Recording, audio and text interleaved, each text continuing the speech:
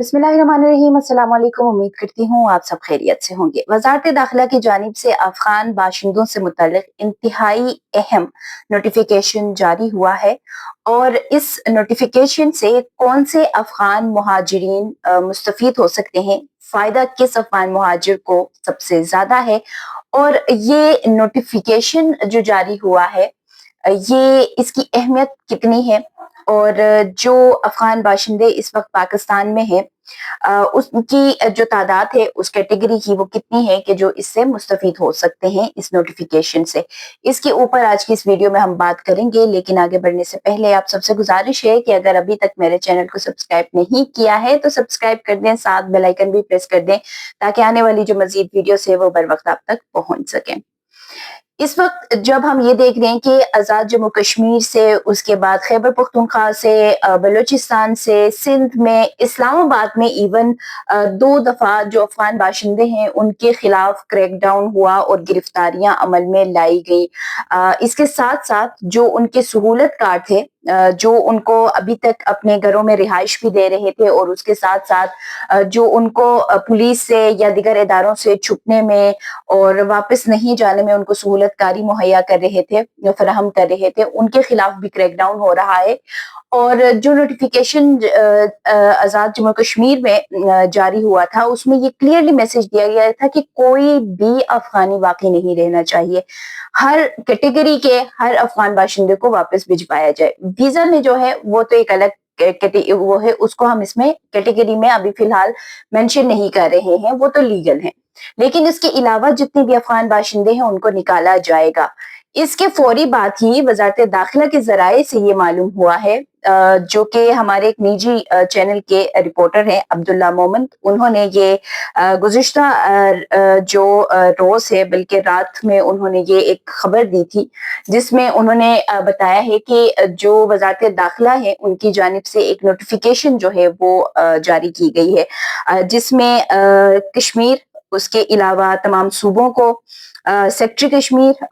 जो सूबाई home secretaries हैं, इसके अलावा चीफ कमिश्नर इस्लामाबाद है, उनको ये मरासला जो है वो अरसाल किया गया है और उनको जो अहकामात दिए गए हैं उनको साथ ये भी बताया गया है कि वो उससे मुतल्लिक तमाम जो उनके अजला हैं वहाँ पे जो उनके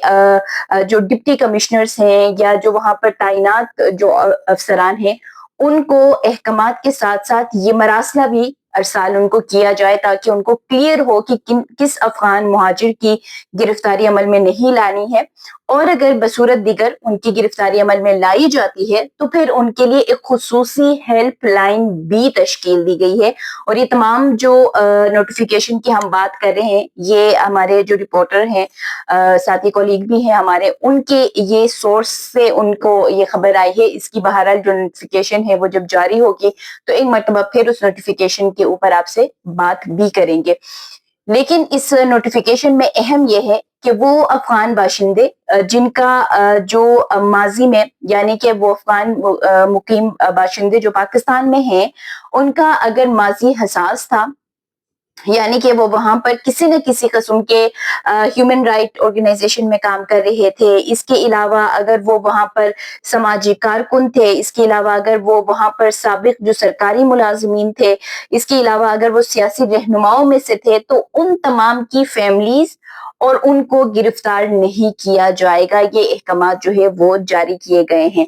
और अगर तो उनको गिरफ्तार किया जाता है तो फिर ये नंबर जो है वो मेंशन किया गया है जो कि 051-111-367-226 पे वो राब्ता करके बता सकते हैं, तो फिर उनको वापस से छोड़ दिया जाएगा। और इसके साथ साथ ये खुसूसी हेल्पलाइन जो है वो बना के ये कहा गया है कि अगर वो गिरफ्तार किए जाते हैं तो वो इस नंबर पर बता भी सकते हैं। इसके अलावा इन तमाम के अलावा जो अमेरिका में मुकीम होने के मतलाशी अफगान बाशिंदे हैं यानी वो इस ख्वाहिश में है कि वो अमेरिका में उनकी रिहाइश जो है वो होगी और वहां पे वो जाना चाह रहे हैं, उनको और उनकी फैमिलीज को भी गिरफ्तार नहीं किया जाएगा। तो ये इस वक्त में जब रिपेट्रिएशन पीक पे होती है और सूबे चाहे हर तरह के जो इदारे हैं मुतल्लिका इदारे वो एक्टिव हो जाते हैं तो कोई ना कोई ऐसी जो नोटिफिकेशन है वो हमें नजर आ रही है। لیکن اس میں ایک چیز یہ بھی ہے کہ یہ جو تمام لوگ تھے جن کا ماضی حساس بھی تھا، وہ وہاں پر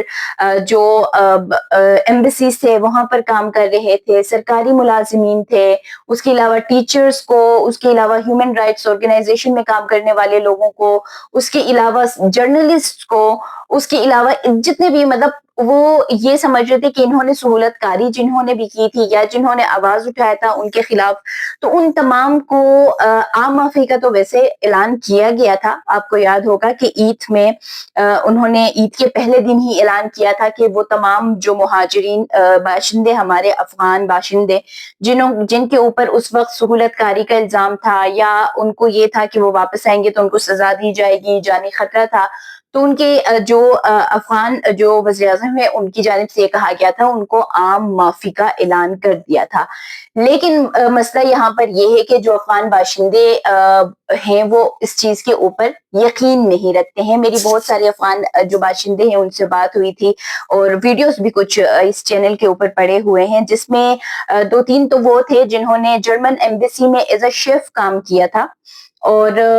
ان کو بھی وہ بھی یہ کہتے ہیں کہ ہم واپس جائیں گے تو وہ وہاں پہ ہمیں مار دیں گے اور وہ کسی کو پتہ بھی نہیں چلنے دیں گے.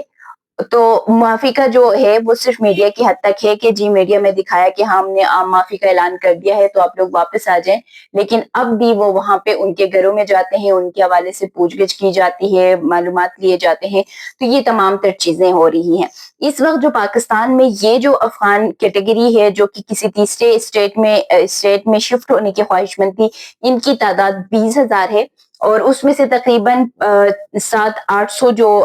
فیملیز تھے وہ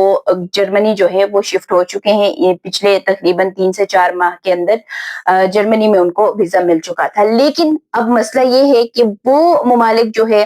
وہ بھی افغان باشندوں کو نکال رہے ہیں. امریکہ کی جانب سے بھی ایک واضح جو ایک ٹریول ایڈوائزری تھا وہ افغان باشندوں کے حوالے سے جاری ہوا تھا، بلکہ اس کو لسٹ میں ڈالتے ہوئے یلو لسٹ جو تھا اس میں بھی ڈال دیا گیا تھا، اور اس کے علاوہ جو عارضی ایک سٹیٹس امریکہ میں تھا اس کو بھی معطل کر دیا تھا، اس کو بھی ختم کر دیا گیا تھا جب سے صدر ٹرمپ اقتدار میں آئے تھے. تو پھر اگر ان کو گرفتار نہیں کیا جائے گا،